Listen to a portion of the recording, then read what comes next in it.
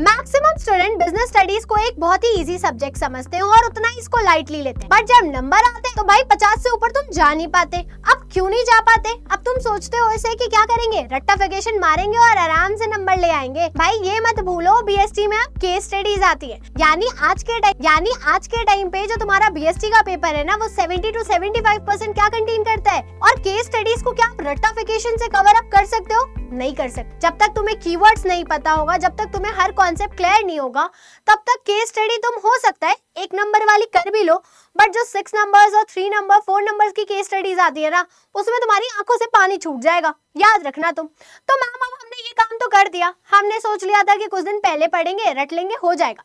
अब हम इसे ठीक कैसे कर सकते? कैसा होगा अगर मैं तुम्हें बताऊं कि इन 25 दिनों में भी तुम क्या कर सकते हो, बीएसटी में अपने मार्क्स को इंक्रीज कर सकते हो। तो चलो देखते हैं कैसे। पहले हम देखते हैं कि चैप्टर वाइज हमारी वेटेज कैसी है, यानी और कितने पार्ट्स में हमारा बीएसटी है। अगर हम बात करें बीएसटी की, तो बीएसटी के टोटल 3 पार्ट्स है। जो लास्ट पार्ट होता है आपका, वो आपके हाथों में होता है और वो आपने कर लिया जो करना था, यानी यहाँ पे जितना तुम रायता फैला सकते थे तुमने फैला लिया। बट इस रायते को हम ना अभी भी पूरा समेट सकते हैं, और वो भी बहुत अच्छी तरह से। अगर हम बात करें पार्ट ए की, तो पार्ट ए तुम्हारा कितने मार्क्स का होता है? 50 मार्क्स का होता है। और चैप्टर्स कितने होते हैं? टोटल 8 चैप्टर्स होते हैं। मैम 8 चैप्टर 50 नंबर बहुत ज्यादा है। कैसे, कौन सा चैप्टर हम पढ़े जिससे हम इजीली मार्क्स को गेन कर सकते हैं? बताती हूँ। पार्ट बी की बात करें तो पार्ट बी तुम्हारे लिए 30 मार्क्स का है, बट कंटेन करता है 4 चैप्टर्स। 4 चैप्टर्स में से भी 2 चैप्टर तुम्हारे ऐसे हैं जो अच्छे खासे वेटेज कंटेन करते हैं। एक चीज याद रखना, ये जो मार्क्स लिखा है ना, ये ऑन एन एवरेज लिखा है, कंफर्म नहीं है। कभी कभी ये तीनों चैप्टर को मिला के 16 से ऊपर का भी पूछ लेता है, कभी 15 भी पूछ लेता है। तो ऐसा नहीं कि नहीं 16 लिखा था तो 16 नंबर का तो आना ही चाहिए इन चैप्टर्स से। ओके, तो ये तुम्हारे चैप्टर्स हैं, ये तुम्हारे पार्ट्स हैं। अब हमने क्या किया, एक पेन पेपर ले लो, एक साइड में शीट ड्रॉ करो, उस पे लिखो बीएसटी। अब उस शीट पे बीएसटी में क्या करना है, आपको 3 पार्ट बनाने। पहला पार्ट आप बनाओगे पार्ट ए के चैप्टर्स का, जो ज्यादा लेंदी है। दूसरा पार्ट आप बनाओगे पार्ट बी के लेंदी चैप्टर्स का, और पार्ट 3 बनाओगे आप किसका, जो आपके शॉर्ट चैप्टर्स हैं। अब देखते हैं, अगर हम बात करें जो मोस्ट इंपॉर्टेंट चैप्टर है, यानी कि ना ये जो 7 चैप्टर है आपका बिजनेस स्टडीज का पेपर, ऑलमोस्ट 60 to 70% इन्हीं चैप्टर से आता है। यानी कि पहला चैप्टर आपको कौन सा दिया हुआ है, प्रिंसिपल ऑफ मैनेजमेंट। अगर हम प्रिंसिपल ऑफ मैनेजमेंट की बात करें तो इससे आपको केस स्टडी, एमसीक्यूज और लॉन्ग आंसर्स और सारी टाइप के क्वेश्चंस देखने को मिलते हैं। नेक्स्ट जो चैप्टर होता है ऑर्गेनाइजिंग, फिर आता है staffing, directing, financial management, financial market and marketing management.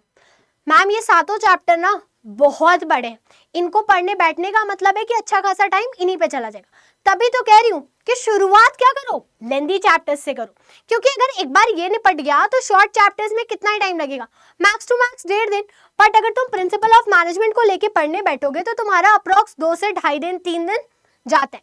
ये तो तब भी ठीक है। अगर हम इन तीनों चैप्टर्स की बात करें, फाइनेंशियल मार्केट को थोड़ा सा कम में हम कंसिडर करते हैं, बट फाइनेंशियल मार्केट और मार्केटिंग मैनेजमेंट में क्या होता है, आपका अच्छा खासा टाइम जाता है। मैं तो सारे स्टूडेंट्स को मेरे बोलती भी हूँ कि एक टाइम के लिए ना अपना नाम भूल जाना, बट मार्केटिंग मैनेजमेंट और फाइनेंशियल मैनेजमेंट चैप्टर को भूलना ही मत। यानी कि हमें स्टार्ट कैसे करना है, स्टार्ट हम करेंगे हमारे इन चैप्टर्स से। मैम इन चैप्टर्स से स्टार्ट करना है, ठीक है, बट बाकी चैप्टर्स का क्या? एक बार जब हम इन चैप्टर्स को कंप्लीट कर लेंगे ना, हमारे टारगेट होना चाहिए कि स्टार्टिंग के 15 डेज में हम इन चैप्टर्स को पूरा कंप्लीट कर लें। बाकी के जो दिन हमारे बचेंगे उसमें हम क्या करेंगे, हमारे रिमेनिंग चैप्टर्स को कवर करेंगे। अब ये तो हो गई भाई चैप्टर्स की बात, बट अब कुछ ना कॉमन मिस्टेक होती है जो आपके लिए क्या करते हैं, अगर आप करते हो तो आपको एक नेगेटिव साइड पे ले जाते हैं, बट अगर आप ये अवॉइड कर दो तो एग्जामिनर की नजर में ना, कहते हैं ना first impression is the last impression, वैसा वाला सीन क्रिएट कर देगा।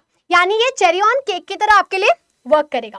पहली कौन सी मिस्टेक जो आपको अवॉइड करनी है completely, that is instead of writing in paragraph right in points. Ma'am paragraph में नहीं लिखना, देखो वहां पे ना तुमसे कहानी नहीं पूछी जाती, तुमसे एग्जामिनर एक्सपेक्ट करता है कि आप टू द पॉइंट लिखो। कोई नर्सरी के बच्चे अब हो नहीं, या फिर 5th के 12th के बच्चे हो, ग्रेजुएशन में जाने वाले हो, तो आपको क्या करना है, मैं इसलिए आंसर शीट भी लेकर आई हूँ। देखो इसने क्या किया, इफेक्टिवनेस और एफिशिएंसी को कैसे डिफाइन किया है, प्रॉपर पॉइंट्स में किया है, साथ ही साथ इसने क्या किया, जो कीवर्ड्स हैं उनको अंडरलाइन किया ताकि वो इजीली क्या हो सके, आप देख सको। और एक चीज जो आपको करनी है, कीवर्ड्स याद रखना। कीवर्ड्स अगर भूले ना तो नींद में आगे थप्पड़ लगाऊंगी तुम लोगों को मैथ, अगर एग्जाम में कीवर्ड्स पे गलती की। फिर जो दूसरी चीज करनी है, नॉट अंडरलाइनिंग द कीवर्ड्स, यानी ये हमें नहीं करना, हमें सारे कीवर्ड्स को क्या करना है, प्रॉपर्ली अंडरलाइन करना है। फिर नेक्स्ट आता है स्किपिंग द डेफिनेशन। देखो अगर क्वेश्चन बहुत लेंथी है तो पहले आप क्या करोगे, उस चीज को डिफाइन करोगे, उसके बाद टू द पॉइंट जाके उस पे लिखना। ये नहीं कि स्टार्टिंग से लिखना स्टार्ट कर दिया, अरे 6 नंबर का क्वेश्चन है, डिफाइन कर दो, एग्जामिनर को लगेगा यार क्या ही स्टूडेंट है, कितना बढ़िया लिखा है, लो 6 नंबर ले जाओ तुम। सिचुएशन ऐसे क्रिएट करो कि एग्जामिनर भी बोले कि तुम्हारे नंबर है, तुम ले जाओ, मैं नहीं रोक रहा तुम्हें इसमें। फिर आता है पुअर टाइम मैनेजमेंट। देखो हमारा जो पेपर है ना, इसमें वर्ड लिमिट्स बना के रखी गई हैं, बट हम क्या करते हैं, फ्लो में पूरी कहानी लिखने लग जाते हैं। भाई अगर तुम टाइम मैनेजमेंट के साथ नहीं चलोगे और पूरी एकदम राम कथा लिखने लग जाओगे ना पेपर में, तो पेपर तुम्हारा छूट जाएगा, आती हुई चीज भी क्या हो जाएगी, आपसे मिस हो जाएगी। अब इसका एग्जाम्पल दिखाती हूँ और क्या क्या मिस्टेक आपको नहीं करनी है। इसने देखो सब कुछ अच्छा किया है, ठीक है, बट इसकी आंसर शीट ना थोड़ी और बेटर हो सकती थी। कैसे बेटर हो सकती थी, ये यहाँ पे एक फ्लो चार्ट बना सकता था, लाइक कि मान लो ऐसे लिख देते, मैनेजमेंट है, अब मैनेजमेंट के नीचे इसने क्या किया, ये काफी ऊपर हो जा रहा है, 1 मिनट, प्रोसेस लिख लेते हैं, ठीक है। अब मान लो मैंने यहाँ पे क्या किया, प्रोसेस लिखा, अब प्रोसेस के नीचे ऐसे ऐसे चार्ट बना के पूरे 5 फंक्शंस को मैंने मैनेजमेंट के लिख दिया, तो एग्जामिनर को दिखेगा ना कि यार कितना सही है, बताओ इसने फ्लो चार्ट। कभी कभी क्या होता है, एग्जामिनर आपकी ना ये कहानी नहीं पढ़ता, वो ये सारी चीजें ही देख के समझ जाता है कि यार इसने ठीक लिखा है, चलो नंबर दे दो। 3 वाले क्वेश्चन में तो ये हो जाता है आपके साथ। फिर एक चीज जो और आपको यहाँ पे करनी चाहिए, वो क्या होती है, सेम पेज से क्वेश्चन नया स्टार्ट नहीं करना है। पेपर बचाने का शौक है, बाद में बचा लेना एग्जाम के, यहाँ पे पेपर बचाने मत लग जाना, यानी कि हर क्वेश्चन के बाद क्या करना है, हमें स्पेस छोड़नी है, नए पेज से नए क्वेश्चन को स्टार्ट करना है। अगर पॉसिबल हो तो ब्लैक पेन से क्या करो, हर क्वेश्चन के बाद जब मतलब आंसर जब आपका एंड हो जाए तो आप अंडरलाइन कर दो। मैम ये सारी बातें तो हमें समझ में आती हैं क्योंकि हमने प्री बोर्ड दिया है, बट फिर भी हम ये गलतियां कर देते हैं हर दूसरे प्री बोर्ड में भी। हुआ है ना कहीं ये चीजें आपके साथ, क्यों नहीं होंगी, अब ये पूछो तुम मुझसे, क्योंकि आप सोचते हो कि मेरे को एक चीज पता चले और मैं वो चीज क्या करूं, डायरेक्टली एग्जाम में इम्प्लीमेंट मैं डायरेक्टली क्या करूं, उसको एग्जाम में इम्प्लीमेंट करके आ जाऊं।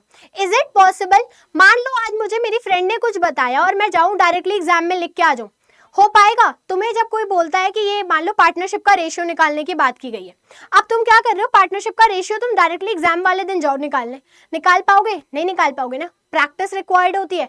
तो सिमिलरली ये जो सारी बेसिक मिस्टेक्स होती है ना, ये एक दिन में अवॉइड नहीं कर पाते हो आप, इसके लिए आपको क्या लगती है, प्रैक्टिस लगती है। मैम प्रैक्टिस कैसे करेंगे, और मैम हमारा ना केस स्टडी में बहुत हालत खराब है, मैं अभी सेशंस ले रही हूँ वहाँ पे एमसीक्यू के, वहाँ पे भी सारे स्टूडेंट यही बोलते हैं कि मैम केस स्टडीज का कुछ बता दो, केस स्टडी में बड़ी प्रॉब्लम होती है।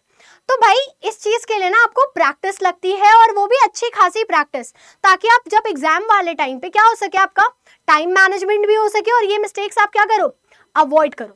तो मैम इस चीज का आप हमें कुछ बता सकते हो केस स्टडी का? तो मैं आप लोगों के लिए लेकर आ रही हूँ केस स्टडी का अलग सा सेशन, यानी पूरे 1 वीक हमारा फुल फ्लेज्ड क्या चलेगा, केस स्टडी सेशन चलने वाला है। वो भी कब से, इसी मंडे से हम स्टार्ट करने वाले हैं। तो कॉमर्स अड्डा चैनल को सब्सक्राइब करना ना भूलें। साथ ही साथ 13 मार्च को मैं लेकर आ रही हूँ बीएसटी की फुल फ्लेज्ड मैराथन, जिसमें हम सारे चैप्टर्स को क्या करेंगे, कवर करेंगे विथ रियल लाइफ एग्जाम्पल्स के साथ, क्योंकि बीएसटी ना थोड़ी बोरिंग तो देखो समाओ सबको लगती है, क्योंकि थ्योरी है, तो आप जितना ज्यादा उसे रियल लाइफ एग्जाम्पल के साथ कनेक्ट करोगे उतनी ज्यादा क्या होगी, वो इंटरेस्टिंग होगी। मैम हमें हमारे आपके सेशन, हमारे नहीं मैम, हमें आपके सेशन से रिलेटेड ना अपडेट्स वगैरह कहाँ पे मिलेगी, या फिर हम आपके नोट्स वगैरह कहाँ से अवेल कर सकते हैं?